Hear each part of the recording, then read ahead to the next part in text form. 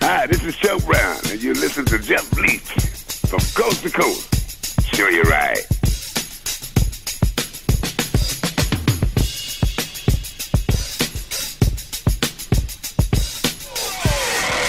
You're listening to Geoff Leach, coast to coast on the Static Radio Network. Please hang up and try again. Can you hear me through the static? On the show with us today, the Godfather of Go-Go, the legendary Chuck Brown. Well, I thank you for having me. I know it never gets old hearing that. Man, I'm telling you, I really have a good time every time I come out there. Last time I was out there was for the Grammys, but I was, I'm so surprised at what happened, Nah, it's something that I think a lot of people would say you deserve, and we're talking about Chuck getting his Grammy nomination. Chuck, so many people over the years have dipped into your recorded elements and the things that you've done and turned them into backbeats and everything in the hip-hop side and everything. I know it's wonderful to have that respect, but how do you grip that when you feel that beat coming across the radio and full well knowing it was you and the Soul Searchers putting it out there?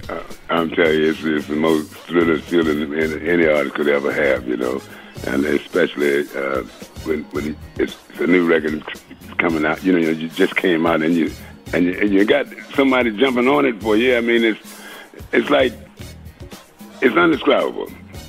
And each time we get a hit record of this, just like the first time, and it keeps us humble and it keeps us motivated, And some of the stuff that we've done, I know over the years, it wasn't that good, but this record still gave us, a little play on the radio, and we really appreciate that. Sure, and I know at home in DC, you get mad respect from everyone in DC. I made a Skins game last year where you came out at halftime and played, and I told my wife, I said, this is the highlight of the day for me.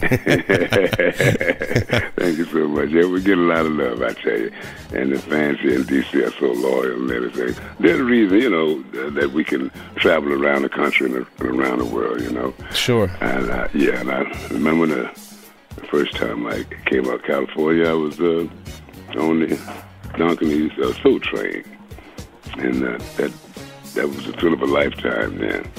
And the DC people sent us out there.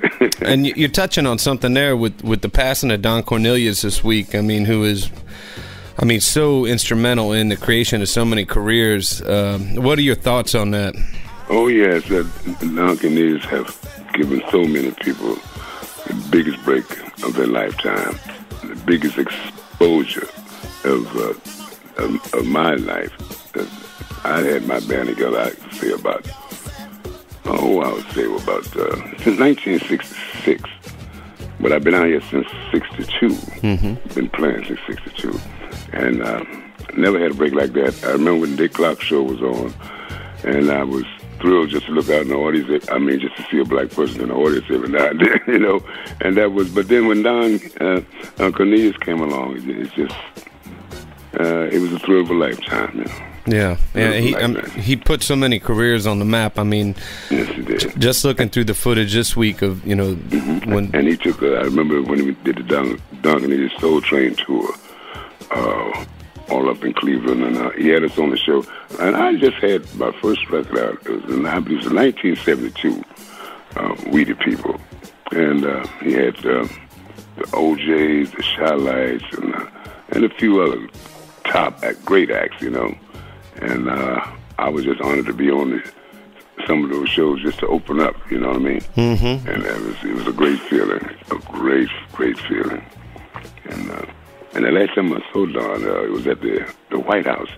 We was at Bush had invited us, my wife and I, to the White House, and I saw Don Cornelius then, and I went over and shook his hand and all.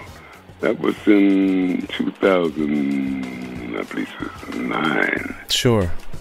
Yeah, I think it was 2009. Mm-hmm. Chuck, where do you see go-go now as to where, you know, it was during, and when I grew up just living outside of the district in the 80s, go-go was hot. I mean, EU was coming along, Rare Essence, all the bands that were really kind of disciples of your sound. Where's go-go headed now? What do you see when you see some of the players that are out now?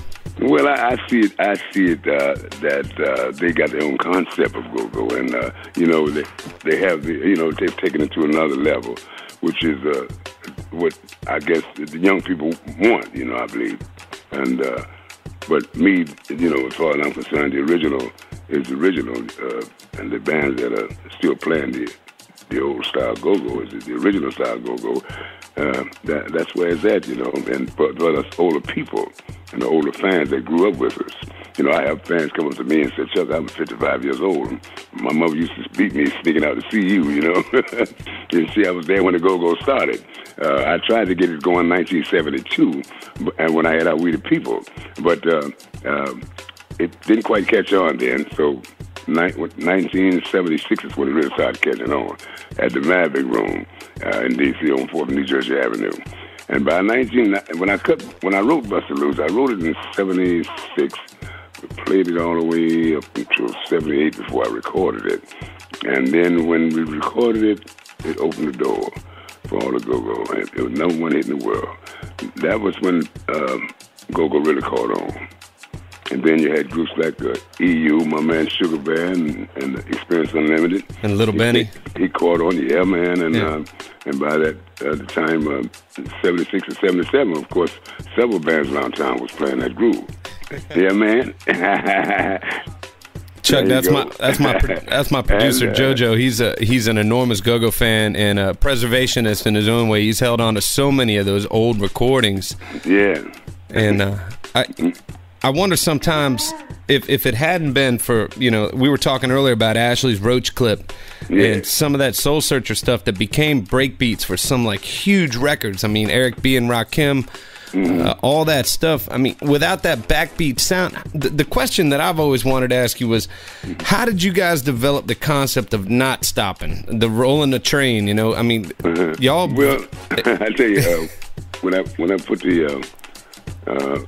the band together in '66, that's when I was, you know, I had the idea of a Latin sound and African sound mixed together, along with just some, you know, R&B or just some low down funk, you know, and breakdown and percussion, and start the audience to participate with you, you know, get them into it, you know, call and response back. Call and response, right? And because we used to do slow songs too, but they wouldn't let us do no more slow songs once we got into that groove, because Grover Washington came up with this Mr. Magic, and that beat, that beat was a old beat that they used to play in my church when I was a little kid, and the people used to jump and shout off that beat, and it was real fast, you know. Yeah. So I decided to use that groove and mix it with the call and response and see what happened.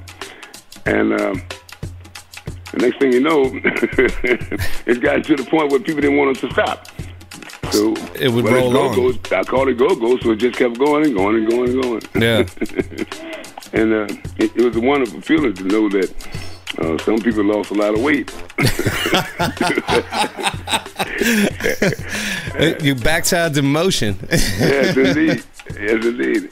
And I'm so happy that the other bands got caught up in it, you know, and they're grooving it, and it's been like that ever since. It's been going on for many years now. Yeah. And I'm honored that they thought enough of the sound, you know, to get into it. And groups like my man Sugar Bear, I first met him, he was 16 years old, had his own band. We was playing down a Hurricane Club on South Capitol Street. Yeah. And we were opening up for the Shy Lights, the Unifics, and another great group, one of those great singing groups. I forgot what the name was. Sure. But anyway, then you had groups like Junkyard. Funky young pots and pans, you know what I mean? Literally, I mean, they came off the streets. Man, they were serious, you know. And my me and myself, when I was a little kid, we lived in a shack by the railroad track, you know. Mm-hmm. And I used to just have a little, one of my mother's pan or a tin can or something, beating into that the train go by, and I would lock into that rhythm. and I was about 4, 5 years old then. And then you got groups like Rare Essence and Trouble Funk, Yep. and of course Junkyard, Backyard. Mm-hmm. So everybody's got their own feel, you know. Yeah, everybody definitely out of the go-go sound had their own neighborhood that made them a little different. And it was I always enjoyed the fact that the Soul Searchers and your group always brought a little bit more of the Memphis feel to it, a little bit more electric guitar, a little bit more of the electrified blues and funk aspect of it. Yeah. A lot of those bands were straight percussive bands, and they definitely had their place and everything, but the melody aspect of it, what happened with you and the Soul Searchers was and that energy. Yeah. Energy, yeah.